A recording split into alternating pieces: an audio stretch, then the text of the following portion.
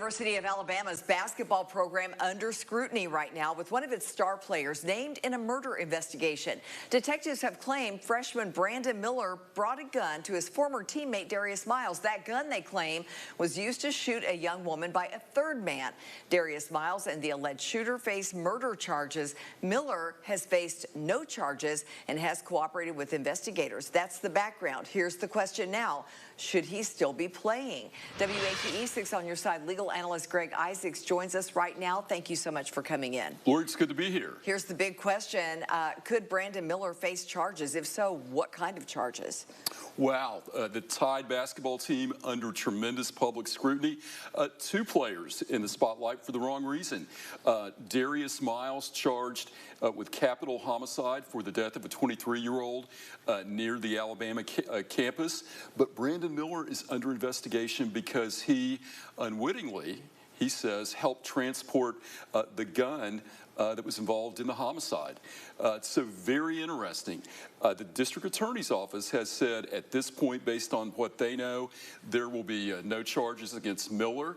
The freshman phenomenon is supposed to be a one and done, headed to the NBA.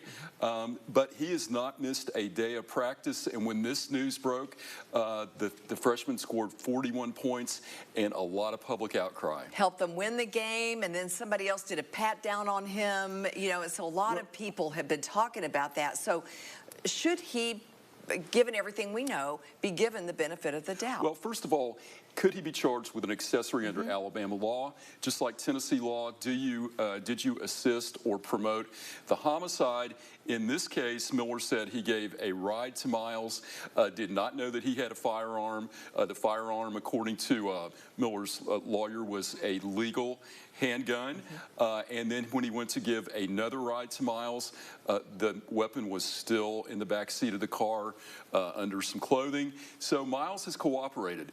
The university was quick to, from the coaches to the administration, to say, we did nothing wrong, he's going to play. But what has compounded the problem, the players during warm-ups, and this involved the death of a 23-year-old, did a mock pat down on Miller, a lot of disrespect.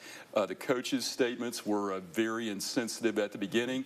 But one thing that has come to light, Lori, the NCAA does not require or prohibit players from playing if you face criminal charges.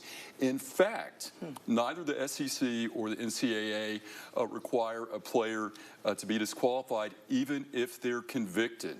Wow. Yeah, okay. So basically everybody, when we see someone getting arrested, the administration, the coaches use common sense, but sometimes they don't. Winning means more than sometimes people. So in this case, the question is not whether Brandon Miller is going to be charged, but whether Alabama handled this correctly in light of a very serious homicide involving two collegiate athletes. Very sensitive situation. All right, Greg, thank you.